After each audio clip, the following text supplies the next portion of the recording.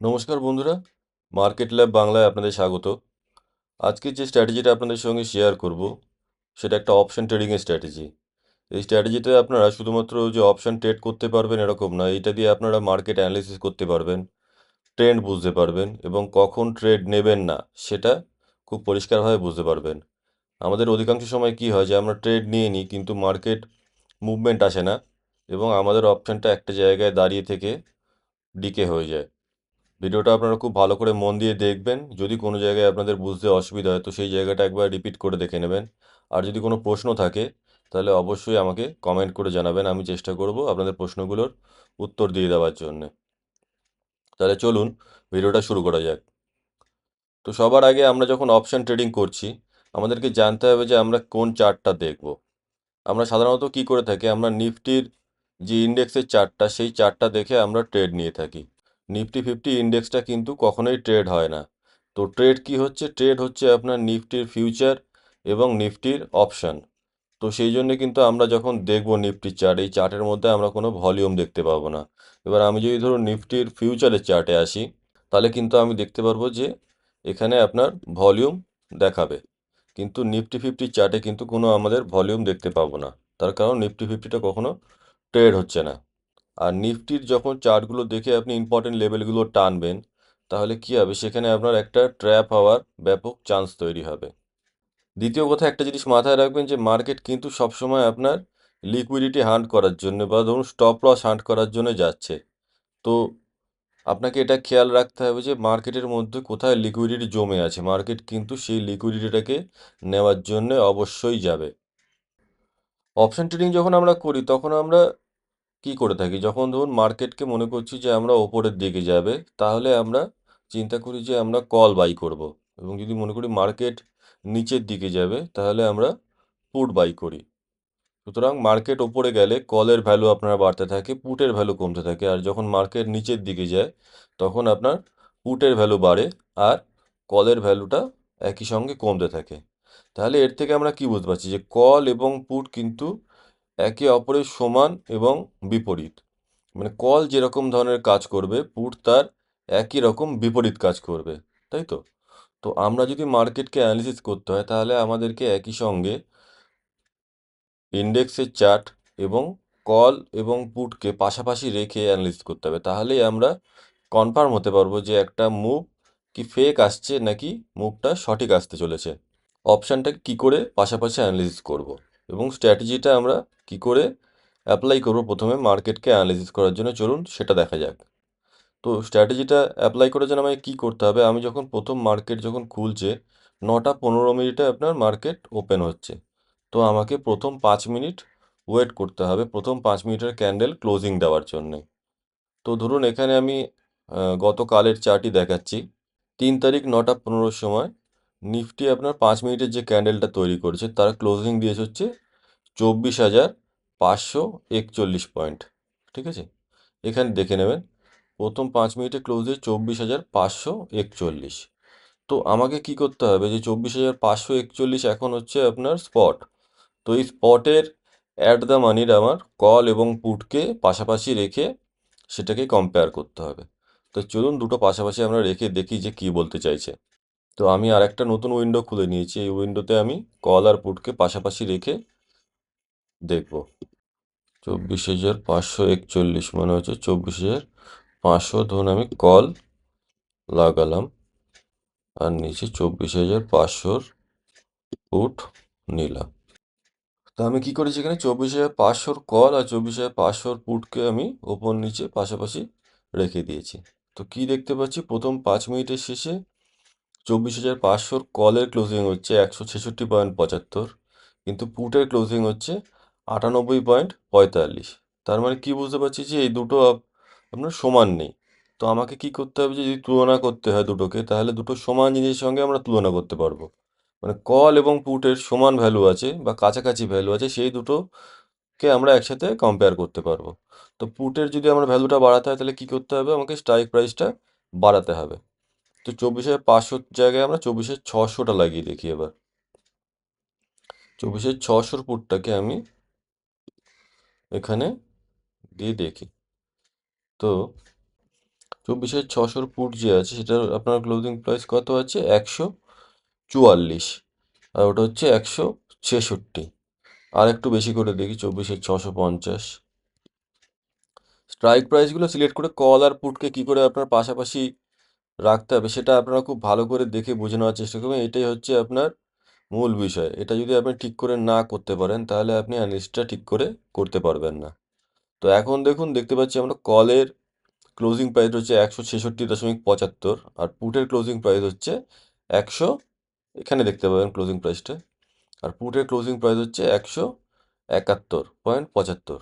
তার মানে দুটো কাছাকাছি আছে, তো এই দুটোকে আমরা একসঙ্গে নিয়ে কম্পেয়ার করা শুরু করব।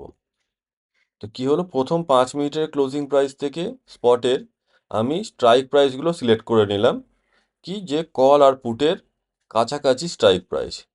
আমরা আউট অফ দ্য মানি নেব না, আমরা সবসময় চেষ্টা করব হচ্ছে অ্যাট দ্য মানি থেকে ইন দ্য মানিতে গিয়ে সেখানের মধ্যে থেকে আমরা কম্পেয়ার করার জন্যে। এরপরে কি করতে হবে আমাদেরকে, এরপর আমরা দেখব যে কলের প্রথম 5 মিনিটের যে ক্যান্ডেলটা আছে তার হাই আর লো কত আছে। তো এখানে দেখুন, আমি হাই আর লো দেখতে পারবেন এখান থেকে। তো কলের হাই কত আছে? 204.10, আর লো হচ্ছে 163, মানে 204 হাই, 163 হচ্ছে লো। তো এটাকে আমি পুটে মার্ক করব, ঠিক আছে? 204 আর 163, 204 আর একটা মার্ক করবো হচ্ছে 163, 163, 163। তো আমি দুটোকে মার্ক করে দিলাম।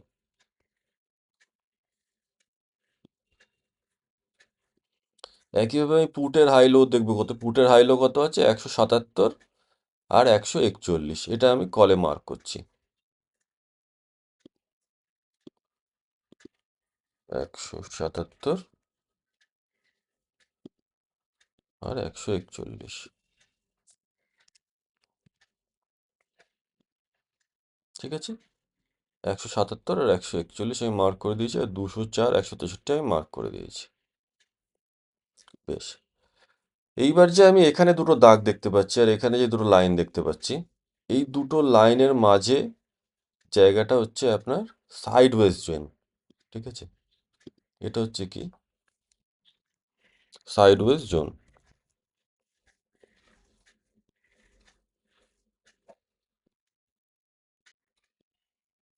এখানেও আমি সেটা মার্ক করে দিচ্ছি।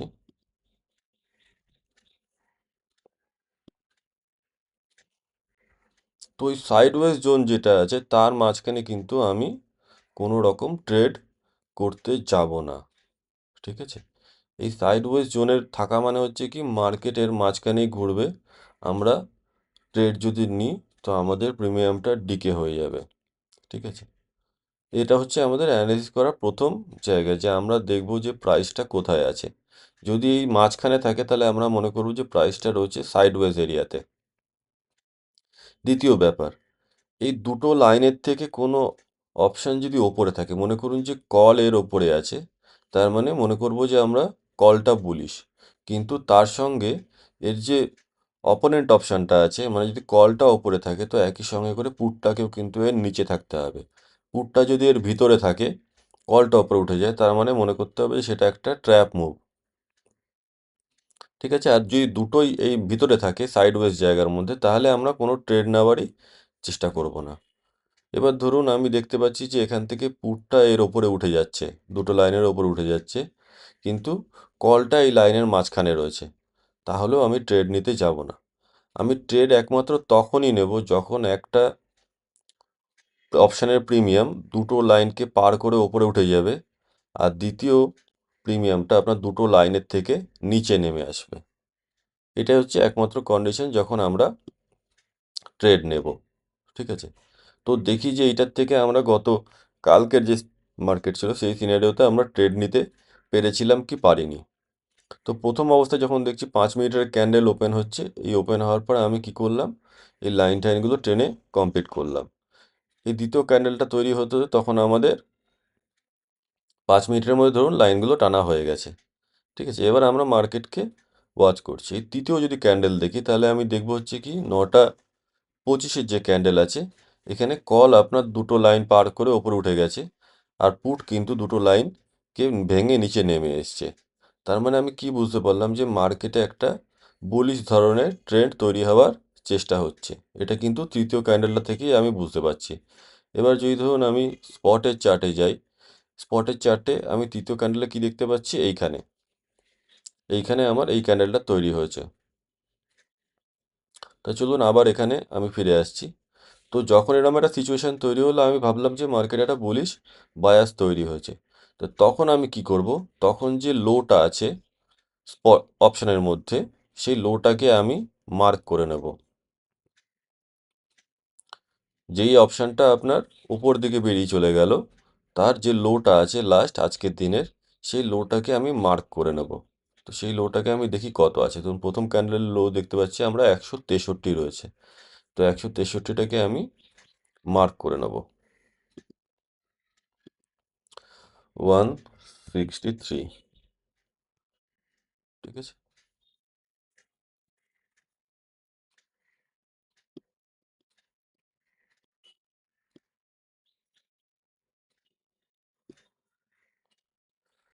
এবং একই সঙ্গে এই যে ক্যান্ডেলটা রয়েছে আজকের দিনের যে হাইট আছে পুটে, সেই হাইটাকেও আমি মার্ক করে দেবো। সেই হাইটা কত আছে, সেই হাইটা আছে হচ্ছে আপনার 177, 177।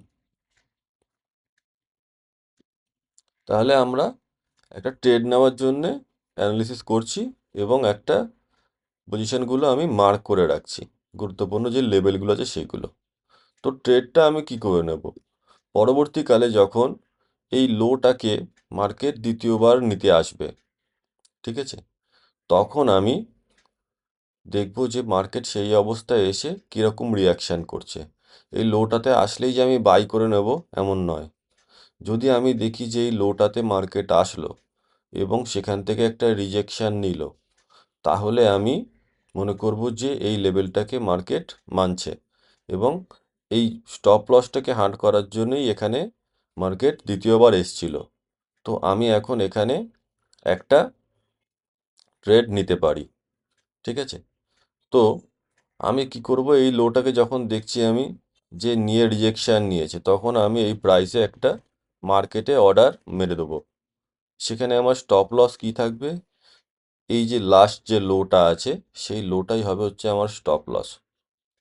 এবং একই সঙ্গে স্টপ লসটা আমার কখন ট্রিগার করাবো, যদি দেখি যে এই দুটো লাইন রয়েছে, এই দুটো লাইনের মধ্যে নিচের লাইনটা থেকে ভেঙে পুট ওপরে গিয়ে মাঝখানে চলে আসছে।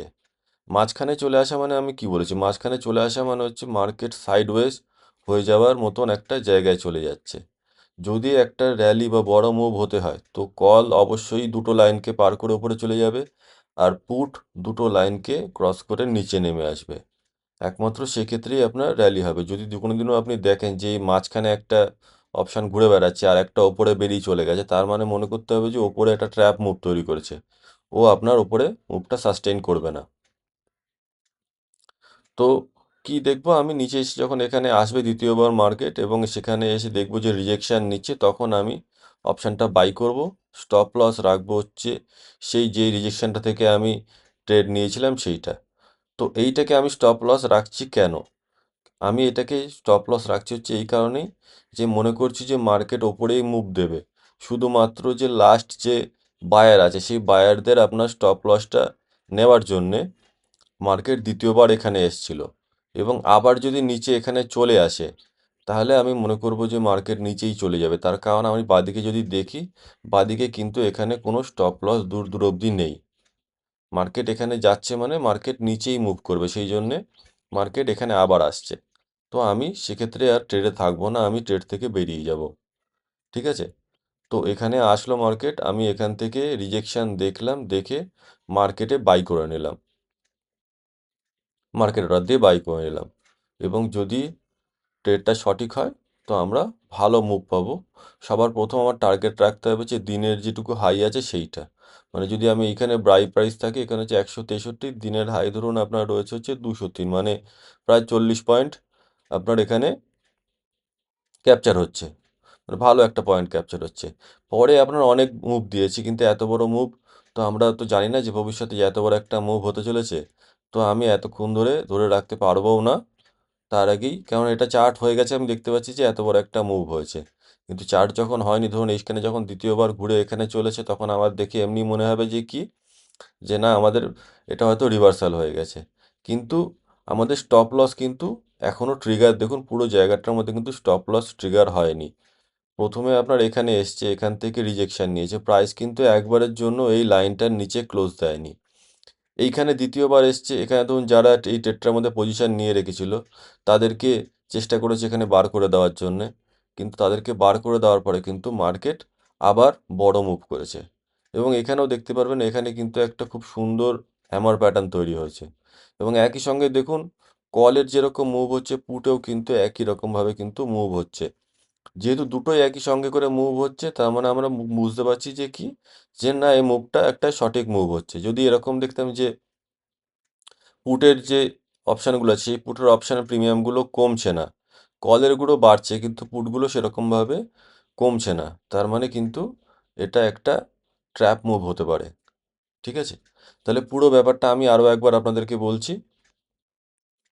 তারপরে আপনি এটা তো নিফটিতে দেখালাম, আমি সেন্সেক্সেও আপনাদের একবার দেখিয়ে দেবো যে সেন্সেক্সের চার্টেও গতকালকে কীরকমভাবে মুভটা এসেছিল। মার্কেট ওপেন হওয়ার পর ওয়েট করবো প্রথম 5 মিনিটের চার্ট তৈরি হওয়ার।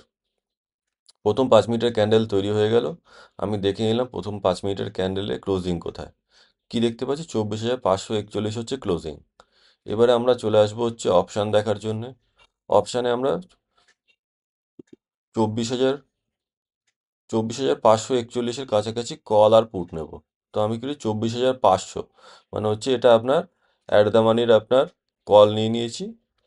তো দেখছি কত প্রিমিয়াম আছে, 166.75। তো পুটেতেও আমি একটা তার কাছাকাছি বা সমান প্রিমিয়াম নেওয়ার চেষ্টা করেছি। এবার সমান কেন নিচ্ছি, যদি সমান না নিই তাহলে দুটো ভাড়া কমাটাকে আমরা তুলনা করতে পারবো না। ধরুন আমি একটা প্রিমিয়াম নিলাম 200 টাকা, আর একটা প্রিমিয়াম নিয়ে এলাম হচ্ছে আপনার 100 টাকা, তাহলে কিন্তু দুটোর মধ্যে ভাড়া কমাটা আমরা একইভাবে লক্ষ্য করতে পারবো না। আমাদের যদি কম্পেয়ার করতে হয় তাহলে দুটো একই রকমের সমান জিনিসের সঙ্গে কম্পেয়ার করতে হবে। যদি দুটো আলাদা আলাদা জিনিসের মধ্যে আমরা কম্প্যারিজন করি, তাহলে কিন্তু সেটা সঠিক কম্প্যারিজন হবে না। তো এবারে কি করব, আমি কলের যে হাই আর লো আছে সেইটা মার্ক করব হচ্ছে আমি পুটের মধ্যে। কলের হাই লো কত আছে, 204 আর 163, সেটা আমি এখানে মার্ক করি 204 163। তো পুটের হাই লো কত আছে সেটাও দেখে নিচ্ছি, 177 আর 141, সেটা আমি মার্ক করেছি হচ্ছে এখানে 177 আর 141। এবার যে দুটো লাইন আমি পেয়ে যাচ্ছি, এই দুটো লাইন হচ্ছে আমার সাপোর্ট রেজিস্ট্যান্স যত যা কিছু বলুন সব কিছু হচ্ছে এই দুটো লাইন। যদি এই দুটো লাইনের ভিতরে অপশান প্রিমিয়াম ঘোরাঘুরি করে কল এবং পুট উভয় ক্ষেত্রেই, তাহলে আমরা মনে করব হচ্ছে মার্কেট আছে হচ্ছে একটা সাইডওয়েজ জোনের মধ্যে। তো সেখানে আমাদের অপশান বাইংয়ের ক্ষেত্রে কোনো কিছু করার নেই। এবং আমি টোটাল যে জিনিসটা বলছি সম্পূর্ণটাই অপশান বাইংয়ের পার্সপেক্টিভ থেকেই বলছি, অপশান সেলিংয়ের কিন্তু পার্সপেক্টিভ থেকে আমি জিনিসটা বলছি না, শুধুমাত্র অপশান বাইংয়ের দিক থেকে কীরকমভাবে আপনি চিন্তা করবেন সেটা আমি আপনাকে বলছি। তো ওই সাইডওয়েজ জোনের মধ্যে যখন থাকবে তখন আমরা কোনো কিছু করব না, আমরা দেখব যে একটা অপশান দুটো লাইনের থেকে ওপরে উঠবে এবং অন্য অপশানটা দুটো লাইনের নিচে নামবে, তখন আমি অ্যালার্ট হব, মনে করব যে মার্কেটে একটা বায়াস তৈরি হয়েছে। তার আগে অবধি কিন্তু আমরা বুলিশ বা বেয়ারিশ কোনো রকম চিন্তা ভাবনা করব না। যদি দুটো লাইনের ভিতরে থাকে তা আমি মনে করব যে মার্কেট সাইডওয়েজ রয়েছে। একমাত্র তখনই আমি অ্যালার্ট হব যখন দেখব যে একটা অপশান দুটো লাইনের ওপরে উঠেছে আর একটা অপশান দুটো লাইনের থেকে নিচে নেমে গেছে। তো আমি 9:25-এর ক্যান্ডেলে দেখতে পেলাম যে এ দুটো লাইনের ওপরে উঠে গেছে আর পুট দুটো লাইনের নিচে নেমে গেছে। তখন আমি কি করলাম, যে ডে লোটা আছে ডে লোটাকে আমি মার্ক করে দিলাম। ঠিক আছে, তো ডে লোটাকে আমি যখন মার্ক করলাম, এটা আমি কেন মার্ক করলাম, এটা আমি দেখতে পাচ্ছি এখানে একটা, এটাই হচ্ছে সুইং লো রয়েছে, মানে এখানে অলরেডি আপনার এই জায়গার থেকে কেউ অপশন বাই করে রেখেছে। তো আমি এখন কি চিন্তা করছি যে এই যে বায়ারগুলো আছে এই বায়ারগুলোকে মার্কেট বার করার জন্যে আরেকবার আসবে, যদি আসে তাহলে আমি সেখান থেকে পজিশন নেব। এইটা হচ্ছে আমার ট্রেড নেওয়ার পেছনে লজিক। যে দেখতে পাচ্ছি যে একটা বায়াস তৈরি হলো, মার্কেট ওপর দিকে যাবে, তো ওপর দিকে যাবে বলে আমি সঙ্গে সঙ্গে ট্রেড নিয়ে নেবো না। এমন হতে পারে যে আমি এই সেট আপটা নিলাম, নেওয়ার পরে কোনো ট্রেডই আসলো না, সেটা হতেই পারে। আমার লজিক হচ্ছে এটাই যে আমি এখানে দেখছি যে কিছু বায়ার এখান থেকে বাই করে ঢুকেছে এবং একটা বড় মুভ আপনার এখানে দিয়েছে। তার কারণ হচ্ছে কি, দুটো বড় বড় এখানে দেখুন আপনি সবুজ ক্যান্ডেল তৈরি হয়েছে, যে ক্যান্ডেল এতটা ভলিউম কিন্তু এর আগের কোনো মুভমেন্টের মধ্যে ছিল না। এখন আপনি বলবেন যে একটা বড় লাল ভলিউমও তৈরি হয়েছে। লাল ভলিউম তৈরি হতেই পারে একটা, কিন্তু তার থেকে বেশি পরিমাণে ভলিউম কিন্তু পরপর দুটো গ্রিন ক্যান্ডেল 5 মিনিটের মধ্যে দিয়েছে। তার মানে এখানে একটা আপনার হিউজ সংখ্যক আপনার লোক এই অপশনটা বাই করেছে, সেই জন্য পরেই আপনার এখানে একটা ভলিউম এসছে। যেই পজিশনে ধরুন আপনার বড় প্লেয়াররা বাইং করে, তাহলে সেখানে আপনার তারা আবার দ্বিতীয়বার এসে সেই জায়গার থেকে আপনার পজিশন নতুন করে তৈরি করে। এটাই হচ্ছে এর পিছনে লজিক। তো এখানে যখন এসে আপনার বড় পজিশন নিয়েছে, তো মার্কেট আবার দ্বিতীয়বার এখানে আসবে। তার ফলে কি হবে, যে বড় প্লেয়াররা আবার পজিশন তৈরি করবে এবং যারা রিটেল প্লেয়ার আছে তাদের আপনার স্টপ লসটা চলে যাবে। ঠিক আছে? তো দ্বিতীয়বার মার্কেট এখানে যদি আসে এবং এসে রিজেকশন নেয়, তার মানে মনে করব যে আমি যেই রকম ধরনের প্ল্যানটা করেছি সেরকম কিছু একটা হতে চলেছে। তো আমি এখান থেকে এন্ট্রি নেব এবং এন্ট্রি নেওয়ার পরে দেখি যে মার্কেট যদি আবার নিচে চলে আসে, তাহলে আমি বেরিয়ে যাব। তার কারণ আমি বুঝতে পারবো যে আমি যেই লজিকটার জন্য এই ট্রেড সেটআপটা তৈরি করেছি, সেই লজিকটা এখানে খাটছে না, মার্কেট আরও নিচে যেতে চাইছে। সেই জন্য আমি ট্রেডটার মধ্যে আর থাকবো না। তার কারণ যদি ধরুন এখানে এর নিচে যেতে হয়, বাঁদিকে যদি আমি দেখি, বাঁদিকে কিন্তু এখানে কোনো পজিশন বা কোনো সুইং লো সুইং কোনো কিচ্ছু নেই। তা সত্ত্বেও যদি নিচে আসে, তার মানে মনে করতে হবে যে মার্কেট নিচেই মুভ করতে চাইছে, সেই জন্যে নিচে আসলো। তো আমি সেখান থেকে সরাসরি বেরিয়ে চলে যাব এবং তার একই সময় করে দেখব কি, যদি এটা আপনার নিচে নামে, একই সঙ্গে কিন্তু আপনার পুটকেও ওপরে উঠতে হবে। তো এই লোটা ভেঙে দিল এবং পুট আপনার এই লাইনের ওপরে উঠে গেল। তার মানে আমি কনফার্ম হয়ে যাচ্ছি কি, যে এবারে নিচে মুভ আসতে চলেছে। এবার নিচের দিকে আসলে সেক্ষেত্রে আমরা কি করব না করব সেটা পরের কথা। আপাতত আমি ট্রেডটার থেকে বেরিয়ে যাব। ঠিক আছে? এবং দেখুন পরবর্তীকালেও কিন্তু মার্কেট এখানেও কিন্তু একাধিকবার নিচে এসছে এবং এখান থেকে পজিশন তৈরি হয়েছে এবং পজিশন তৈরি হওয়ার পরেই কিন্তু যে বড় মুভ, সেই মুভটা কিন্তু এসছে। মানে 100 ধরুন 77 থেকে দিনের শেষে আপনার প্রায় 300-র কাছাকাছি চলে গিয়েছিল। সে যতদূর গিয়েছিল। এত বড় মুভ আমরা যদি ট্রেডে থাকতাম তাহলেও আমরা এত বড় মুভ ক্যাপচার করতে পারতাম না। কিন্তু আমি যেই কারণের জন্য ট্রেড সেটআপটা আপনাদের বললাম, সেই লজিকটা আমি আপনাকে এক্সপ্লেন করলাম। তো সেন্সেক্সও একবার দেখে নেওয়া যাক যে সেন্সেক্সের মধ্যে কীরকম মুভ হয়েছিল। সেন্সেক্সে একইভাবে আমি দেখছি হচ্ছে কত, প্রথম 5 মিনিটের ক্যান্ডেল ক্লোজ দিয়েছিল হচ্ছে 80,030-এ। তো আর একটা চার্ট খুলে নিচ্ছি।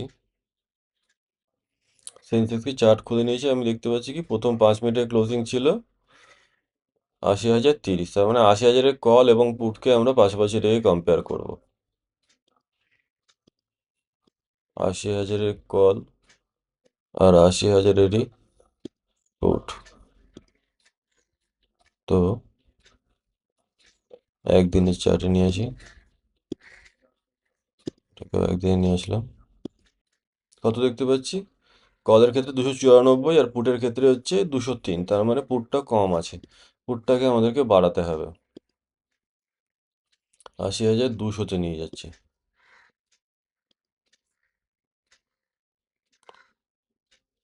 294 আর 299, মানে দেখতে পাচ্ছি দুটো সমান সমান আছে। ঠিক আছে? এইখানে দেখে নেবেন যে ক্লোজিং প্রাইস যেটা আছে 294 আর 299। এবার কি করবো, কলের হাই লোটা পুটে মার্ক করব আর পুটের হাই লোটা কলে মার্ক করব। তো কলের ক্ষেত্রে হাই কত আছে, 456, আর লো হচ্ছে 286। 456, 283। 456, 283। আর এখানে 315, 210 পুটে।